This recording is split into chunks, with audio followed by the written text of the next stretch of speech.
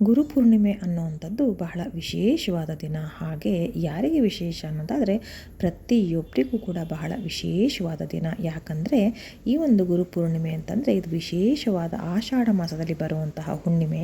ಹಾಗೆ ಆಧ್ಯಾತ್ಮಿಕ ಗುರುಗಳಿಗೆ ಒಂದು ಗೌರವವನ್ನು ಸಲ್ಲಿಸುವಂಥ ದಿನ. ಹಾಗೆ ಇನ್ನೊಂದು ವಿಶೇಷವಾದಂತಹದ್ದು ಈ ಒಂದು ಗುರುಪೂರ್ಣಿಮೆ ದಿನ ಅಂತ ಹೇಳಿದರೆ ಮಹರ್ಷಿ ವೇದವ್ಯಾಸರು ಇಂದಿನ ದಿನ ಜನ್ಮ ತಾಳಿರುತ್ತಾರೆ. ಇನ್ನು ಈ ಒಂದು ಪೂರ್ಣಿಮೆಯ ತಿಥಿ ಅಂದರೆ ಈ ಒಂದು ಗುರುಪೂರ್ಣಿಮೆಯ ತಿಥಿ ಯಾವಾಗ ಶುರುವಾಗಿ ಯಾವಾಗ ಕೊನೆಗೊಳ್ಳುತ್ತೆ ಅಂತ ನೋಡೋದಾದರೆ, ಇಂದು ಮಧ್ಯಾಹ್ನ ಅಂದರೆ ಜುಲೈ 28ನೇ ತಾರೀಕು ಮಂಗಳವಾರದ ಸಂಜೆ 6:18 ಈ ಒಂದು ಪೂರ್ಣಿಮಾ ತಿಥಿ ಶುರುವಾಗಿರುತ್ತೆ. ಹಾಗೆ ಇದು ಕೊನೆಗೊಳ್ಳುವಂಥದ್ದು ನಾಳೆ ಅಂದರೆ ಬುಧವಾರ ಜುಲೈ 29ನೇ ತಾರೀಕು ರಾತ್ರಿ 8 ಗಂಟೆಗೆ.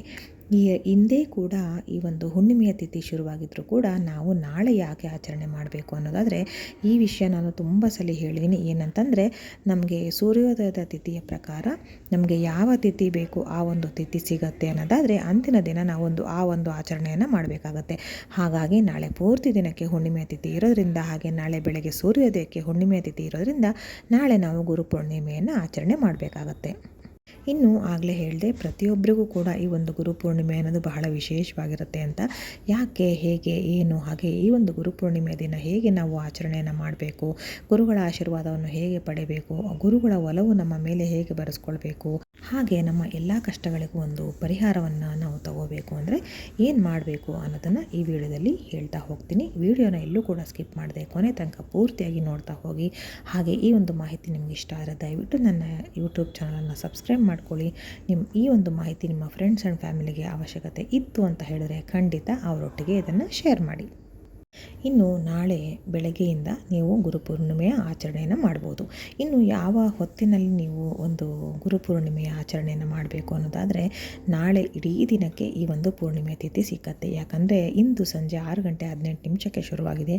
ಹಾಗೆ ನಾಳೆ ಬುಧವಾರ ಜುಲೈ 29ನೇ ತಾರೀಕು ನಿಮಗೆ ರಾತ್ರಿ 8 ಗಂಟೆವರೆಗೂ ಕೂಡ ಹುಣ್ಣಿಮೆ ತಿಥಿ ಇರುತ್ತೆ. ಹಾಗಾಗಿ ನೀವು ನಾಳೆ ನಿಮಗೆ ಇಡೀ ದಿನ ಯಾವುದೇ ಸಮಯದಲ್ಲೂ ಬೇಕಾದರೂ ಗುರುಪೂರ್ಣಿಮೆಯ ಆಚರಣೆಯನ್ನು ನೀವು ಮಾಡ್ಬೋದು. ಹೇಗೆ ಮಾಡಬೇಕು, ಯಾರು ಮಾಡಬೇಕು, ಮೊದಲಿಗೆ ಯಾರು ಮಾಡಬೇಕು ಅನ್ನೋದನ್ನು ಹೇಳ್ತೀನಿ. ಈ ಒಂದು ಗುರುಪೂರ್ಣಿಮೆ ಆಚರಣೆಯನ್ನು ಪ್ರತಿಯೊಬ್ಬರು ಕೂಡ ಮಾಡ್ಬೋದು. ಯಾಕಂದರೆ ನಾವು ಒಂದಲ್ಲ ಒಂದು ರೀತಿಯಲ್ಲಿ ವಿದ್ಯೆಯನ್ನು ಕಲ್ತಿರ್ತೀವಿ. ಒಬ್ಬರಲ್ಲ ಒಬ್ಬರು ನಮಗೆ ಗುರುಗಳು ಅಂತ ಇದ್ದೇ ಇರ್ತಾರೆ. ಹಾಗೆಯೇ ನಮಗೆ ಪ್ರತಿಯೊಬ್ಬರಿಗೂ ತಂದೆ ತಾಯಿ ಆಶೀರ್ವಾದ ಬಹಳ ಮುಖ್ಯ. ಅದೇ ರೀತಿ ಗುರುಗಳ ಆಶೀರ್ವಾದ ಕೂಡ ಬಹಳ ಮುಖ್ಯ. ಹಾಗಾಗಿ ಎಲ್ಲ ರೀತಿಯಲ್ಲೂ ಎಲ್ಲರೂ ಕೂಡ ಈ ಒಂದು ಗುರುಪೂರ್ಣಿಮೆಯ ಆಚರಣೆಯನ್ನು ಮಾಡಬೇಕಾಗತ್ತೆ. ಇನ್ನು ನಿಮ್ಮ ಕಷ್ಟಗಳಿಗೆ ಹೇಗೆ ಪರಿಹಾರ ಮಾಡ್ಕೋಬೇಕು ಅನ್ನೋದಾದರೆ ನಾನು ಹೇಳ್ತೀನಿ. ಹೇಗೆ ಆಚರಣೆ ಮಾಡಬೇಕು ಅನ್ನೋದಾದರೆ, ನೀವು ನಾಳೆ ಬೆಳಗ್ಗೆ ಆದಷ್ಟು ಬೇಗ ಏಳಬೇಕಾಗತ್ತೆ. ಬೆಳಗ್ಗೆ ಮೊದಲನೇ ಕೆಲಸ ಬೆಳಗ್ಗೆ ಬೇಗ ಎದ್ದು ಮಹಿಳೆಯರಾದರೆ ಮನೆಯನ್ನು ಸ್ವಚ್ಛಗೊಳಿಸಿ ನೀವು ದೇವ್ರ ಮುಂದೆ ಎಲ್ಲ ಅಲಂಕಾರವನ್ನು ಮಾಡಿ ದೀಪವನ್ನು ಹಚ್ಚಿ, ನೀವು ಯಾವ ಗುರುಗಳನ್ನು ನೀವು ಹೆಚ್ಚಾಗಿ ನಂಬ್ತೀರಾ ಅಥವಾ ನಿಮ್ಮ ಒಂದು ಕುಟುಂಬಕ್ಕೆ ಅಥವಾ ನಿಮ್ಮ ಒಂದು ಕುಲಕ್ಕೆ ಯಾವ ಒಂದು ಗುರುಗಳು ನಿಮ್ಮ ಕುಟುಂಬಕ್ಕೆ ಅಂತ ಇರ್ತಾರಲ್ವ, ಆ ಒಂದು ಗುರುಗಳಿಗೆ ನೀವು ಪೂಜೆಯನ್ನು ಸಲ್ಲಿಸಬೇಕಾಗತ್ತೆ ಮೊದಲನೇದಾಗಿ. ಅದಾದ ನಂತರ ರಾಘವೇಂದ್ರ ಸ್ವಾಮಿಯವರು, ಹಾಗೆ ಶ್ರೀಧರ ಸ್ವಾಮಿಯವರು, ಹಾಗೆ ಸಾಯಿಬಾಬಾ ಆಗಿರ್ಬೋದು, ಈ ರೀತಿ ಗುರುಗಳ ಆರಾಧನೆಯನ್ನು ನೀವು ಮಾಡಬೇಕಾಗತ್ತೆ. ಇನ್ನು ಹೇಗೆ ಮಾಡಬೇಕು ಅನ್ನೋದಾದರೆ, ಯಾವುದಾದರೂ ಒಂದು ಸಿಹಿಯನ್ನು ನೈವೇದ್ಯಕ್ಕೆ ಇಟ್ಕೊಳ್ಳಿ. ನೈವೇದ್ಯಕ್ಕೆ ಮಾತ್ರ ತಪ್ಪದೆ ನೀವು ಇಟ್ಕೊಳ್ಳೇಬೇಕು. ಆವಾಗಲೇ ಅದು ಪೂರ್ಣಗೊಳ್ಳುವಂಥದ್ದು. ಹಾಗೆ ನೈವೇದ್ಯ ದೇವರಿಗೆ ಪೂರ್ಣವಾಗಿ ತಲುಪಬೇಕು ಅನ್ನೋದಾದರೆ ಒಂದು ತುಳಸಿ ಎಲೆಯನ್ನು, ತುಳಸಿ ಕುಡಿಯನ್ನು ನೈವೇದ್ಯದ ಮೇಲೆ ಹಾಕಬೇಕಾಗತ್ತೆ. ಆಗ ಅದು ದೇವರಿಗೆ ಸಲ್ಲುತ್ತದೆ. ಇನ್ನು ಯಾರ್ಯಾರು ಮಾಡಬೇಕು, ಸಂಕಲ್ಪವನ್ನು ಯಾರು ತಗೊಳ್ಬೇಕು, ಯಾವ ಸಂಕಷ್ಟಕ್ಕೆ ಅನ್ನೋದಾದರೆ, ಕೆಲವು ಮಕ್ಕಳಿಗೆ ವಿದ್ಯೆನೇ ಹತ್ತುತ್ತಾ ಇರಲ್ಲ. ಅಂದರೆ ಎಲ್ಲದಕ್ಕೂ ನಮಗೆ ಗುರುಬಲ ಬೇಕು ಅಂತ ಹೇಳ್ತಾರೆ. ಒಂದು ಮದುವೆ, ಮುಂಜಿ, ಒಂದು ಯಾವುದೇ ರೀತಿ ಒಂದು ಒಳ್ಳೆಯ ಕಾರ್ಯಗಳನ್ನು ಮಾಡಬೇಕಾದ್ರೂ ಕೂಡ ನಮಗೆ ಗುರುಬಲ ಅನ್ನೋದು ಬಹಳನೇ ಮುಖ್ಯ. ನಮ್ಮ ಜಾತಕದಲ್ಲಿ ಗುರುವಿನ ಸ್ಥಾನ ಬಲವಾಗಿತ್ತು ಅಂತ ಹೇಳಿದ್ರೆ ಆಗ ಗುರುಬಲ ತುಂಬ ಚೆನ್ನಾಗಿರುತ್ತೆ. ನಮಗೆ ಯಾವುದೂ ಅಡೆತಡೆಗಳಿಲ್ಲದೆ ಎಲ್ಲ ಕೆಲಸ ಕಾರ್ಯಗಳು ಆಗುತ್ತೆ. ಹಾಗಾಗಿ ನಾಳೆಯ ದಿನ ನಿಮ್ಗೆ ಏನೇ ಸಂಕಷ್ಟ ಇರಲಿ, ಉದಾಹರಣೆಗೆ ಕೆಲವೊಬ್ಬರಿಗೆ ಮಕ್ಕಳಾಗ್ತಿರಲ್ಲ, ಕೆಲವೊಬ್ಬರಿಗೆ ವಿದ್ಯೆ ಚೆನ್ನಾಗಿ ಹತ್ತುತ್ತಾ ಇರಲ್ಲ, ಅಥವಾ ಕೆಲವೊಬ್ಬರಿಗೆ ಮದುವೆ ಆಗ್ತಾ ಇರಲ್ಲ. ಈಗಂತೂ ಇತ್ತೀಚೆಗೆ ಈ ಒಂದು ಸಮಸ್ಯೆ ತುಂಬ ಜನರಿಗೆ ಆಗ್ತಾಯಿದೆ. ಎಲ್ಲವೂ ಸರಿ ಇದ್ದರೂ ಕೂಡ ಮದುವೆ ಆಗ್ತಿರಲ್ಲ. ಅಂಥವರು ನಾಳೆ ನೀವು ಮುಡುಪನ್ನು ಕಟ್ಟಬೇಕು ನಿಮ್ಮ ಗುರುಗಳಿಗೆ. ರಾಯರಿಗಾಗಿರ್ಬೋದು, ಸಾಯಿಬಾಬಾಗಾಗಿರ್ಬೋದು, ವಿಶೇಷವಾಗಿ ರಾಯರಿಗೆ ಮುಡುಪನ್ನು ಕಟ್ಟೋದ್ರಿಂದ ನೀವೇನು ಅಂದ್ಕೊಳ್ತೀರಾ ಅದು ಖಂಡಿತವಾಗ್ಲೂ ನೆರವೇರೇ ಇರುತ್ತೆ. ಇನ್ನು ಮುಡುಪು ಕಟ್ಟೋದು ಅಂತಂದರೆ ಏನು, ಅದನ್ನು ನಾನು ತುಂಬ ವೀಡಿಯೋದಲ್ಲಿ ಹೇಳಿದ್ದೀನಿ, ಈಗಲೂ ಕೂಡ ಹೇಳ್ತೀನಿ. ಒಂದು ಹಳದಿ ಬಟ್ಟೆಯನ್ನು ತಗೊಳ್ಳಿ, ಅರಿಶಿಣ ಬಣ್ಣದ ಬಟ್ಟೆ. ಅಕಸ್ಮಾತ್ ನಿಮ್ಮ ಹತ್ರ ಇಲ್ಲ ಅಂತ ಹೇಳಿದ್ರೆ ಬಿಳಿ ಬಟ್ಟೆ ಇರುತ್ತೆ, ಬಿಳಿ ಒಂದು ಕರ್ಚೀಫ್ ಆಗಿರ್ಬೋದು, ಬಿಳಿ ವಸ್ತ್ರ ಆಗಿರ್ಬೋದು, ಅದನ್ನು ಚೆನ್ನಾಗಿ ತೊಳೆದು ಅರಿಶಿಣದ ನೀರಿಂದ ಅದ್ದಿ ಒಣಗಿಸಿಟ್ಕೋಬೇಕು. ಆ ನಂತರ ಅದರಲ್ಲಿ ನೀವು 11 ರೂಪಾಯಿ ನಾಣ್ಯವನ್ನು ಹಾಕಬೇಕು. 5 ರೂಪಾಯಿ 2 ನಾಣ್ಯವನ್ನು ಹಾಕಿ, 1 ರೂಪಾಯಿ ನಾಣ್ಯವನ್ನು ಒಂದಾರು ಹಾಕ್ಬೋದು, ಅಥವಾ 1 ರೂಪಾಯಿ ನಾಣ್ಯವನ್ನೇ 11 ನಾಣ್ಯವನ್ನು ಹಾಕ್ಬೋದು, ಅಥವಾ 2 ರೂಪಾಯಿ ನಾಣ್ಯ, ಹೇಗೆ ಆಗುತ್ತೆ ನಿಮಗೆ ನಿಮ್ಮ ಅನುಕೂಲ ಅಥವಾ ನಿಮ್ಮ ಬಳಿ ಏನಿರುತ್ತೆ ಅದನ್ನು ಮಾಡಿ. ಹೀಗೆ ಹಾಕಬೇಕು ಹಾಗೆ ಹಾಕಬೇಕಂತ ಏನಿಲ್ಲ. ಅಕಸ್ಮಾತ್ ನಿಮ್ಮ ಹತ್ರ ಚಿಲ್ಲರೆ ಇಲ್ಲ ಅಂದರೂ ಕೂಡ ನೀವು 10 ರೂಪಾಯಿ ನೋಟನ್ನು ಇಟ್ಟು ನಂತರ 1 ರೂಪಾಯಿಯನ್ನು ಇಡಬೇಕಾಗತ್ತೆ.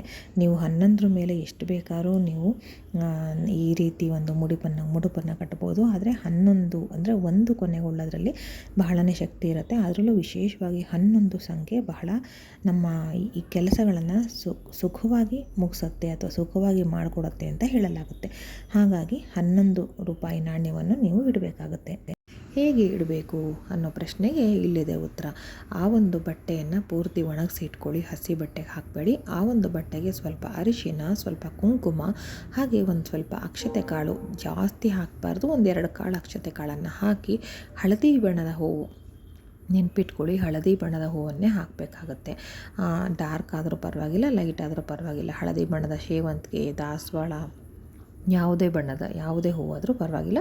ಅರಿಶಿಣದ ಬಣ್ಣ ಹೂವಿದ್ರೆ ತುಂಬಾ ಒಳ್ಳೆಯದು. ಯಾಕಂದರೆ ಗುರುವಿಗೆ ಬಂಗಾರದ ಬಣ್ಣ ಅಂತ ಹೇಳ್ತಾರೆ, ಅಂದರೆ ಅರಿಶಿಣ ಬಣ್ಣ. ಹಾಗಾಗಿ ಅರಿಶಿನ, ಕುಂಕುಮ, ಅಕ್ಷತೆ ಕಾಳು ಹಾಗೆ ಒಂದು ಹೂವನ್ನು ಇಟ್ಟು, ಆ ನಂತರ ನೀವೇನು ತೊಗೊಂಡಿರ್ತೀರ ನಾಣ್ಯ ಅಲ್ವಾ, ಆ ನಾಣ್ಯವನ್ನು ನೀವು ಈ ಒಂದು ಬಟ್ಟೆ ಒಳಗಡೆ ಇಡಬೇಕಾಗತ್ತೆ. ಇಟ್ಟು ನೀವು 3 ಗಂಟನ್ನು ಕಟ್ಟಬೇಕಾಗತ್ತೆ. ಸಾಧ್ಯವಾದಷ್ಟು 3 ಗಂಟನ್ನು ಕಟ್ಟಿ, ಇನ್ನೇನು ಮಾಡೋಕ್ಕಾಗಲ್ಲ. 1 ಗಂಟು ಕಟ್ಟುವಷ್ಟು ಪುಟ್ಟು ಬಟ್ಟೆ ಅಂದರೆ ತೊಂದರೆ ಇಲ್ಲ.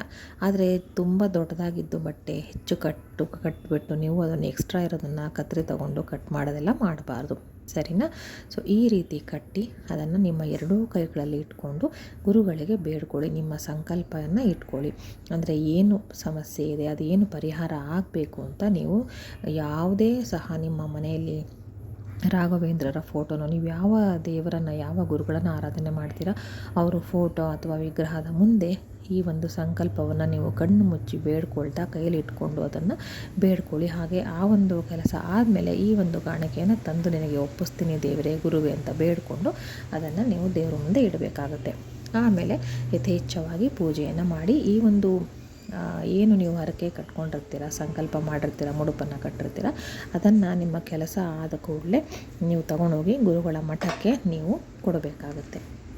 ಅದನ್ನು ಯಾವುದೇ ಕಾರಣಕ್ಕೂ ಮರಿಬಾರ್ದು. ನಿಮ್ಮ ಕೆಲಸ ಆಯಿತು ಅನ್ನೋ ಖುಷಿನಲ್ಲಿ ಇದನ್ನು ಖಂಡಿತ ಮರಿಬೇಡಿ. ಅದೆಲ್ಲದಕ್ಕೂ ಒಂದು ಗುರುಬಲ ಅಥವಾ ಗುರುವಿನ ಆಶೀರ್ವಾದ ಬೇಕೇ ಬೇಕಾಗುತ್ತೆ. ಹಾಗೆ ಅದನ್ನು ನಾಳೆ ನೀವು ಸಂಪೂರ್ಣಗೊಳಿಸಿಕೊಳ್ಳಿ.